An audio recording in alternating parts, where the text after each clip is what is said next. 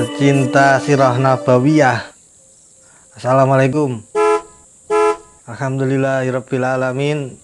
Allahumma sholli ala Muhammad wa ala Muhammad. Amma ba'du. Jumpa lagi sampai di kisah ke-40, yaitu sengketa kepemilikan Zam-Zam, sumur Zam-Zam. Langsung saja saya bacakan dasar masih dari kitab Ibnu Hisham jilid yang ke-1. Langsung saya bacakan.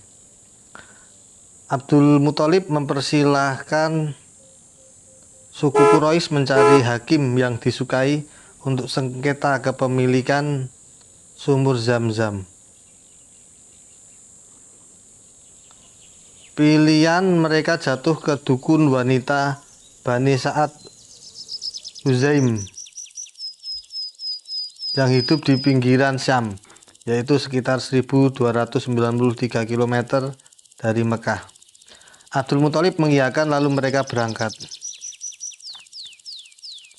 Abdul Muthalib ditemani beberapa orang dari keturunan Abdul Manaf, sedangkan dari pihak Quraisy berangkat beberapa orang dari tiap-tiap kabilah.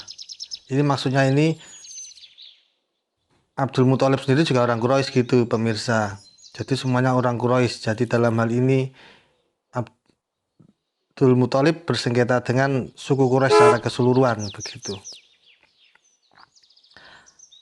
Abdul Muthalib ditemani beberapa orang dari keturunan Abdul Manaf, sedangkan dari Quraisy berangkat beberapa orang dari tiap-tiap kabilah.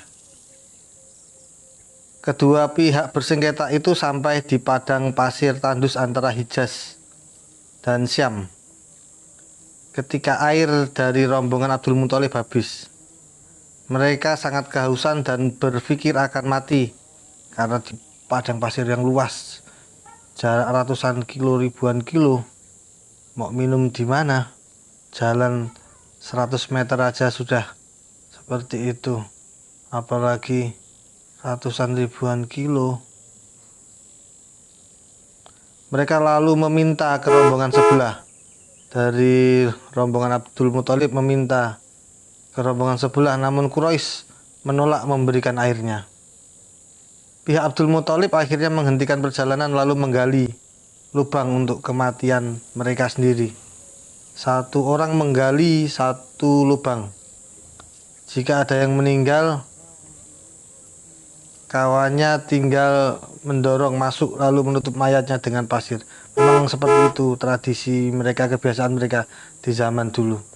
Ketika sudah tidak menemukan air dan sudah di titik yang tidak bisa kemana-mana, mereka tinggal menunggu waktu. Daripada membuang banyak tenaga, mending menggali lubang sehingga tidak merepotkan yang masih hidup.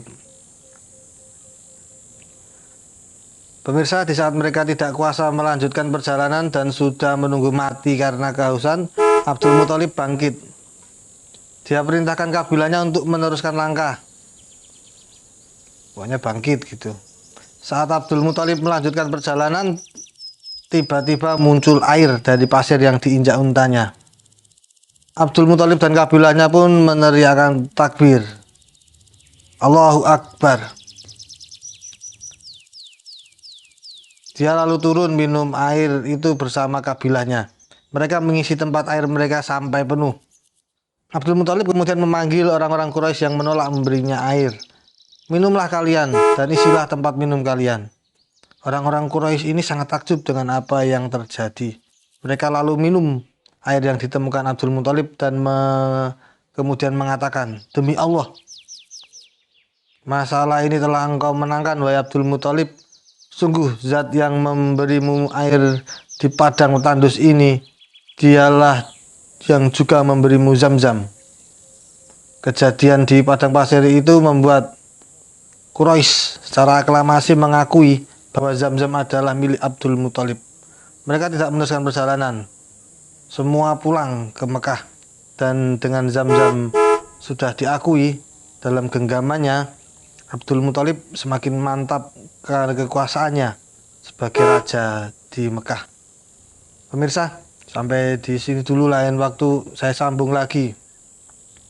Mari kita berdoa. Ya Allah, ya Rabb, aku mohon Engkau menerima ibadah sholat maghrib kami kaum muslimin sedunia tadi petang, dan semua sholat-sholat kami sepanjang hidup kami. Amin ya Rabb. 1, 2, 3 makan ketan. Sampai jumpa di lain kesempatan. Wassalamualaikum warahmatullahi wabarakatuh. Saya Bang Salman. Sampai jumpa.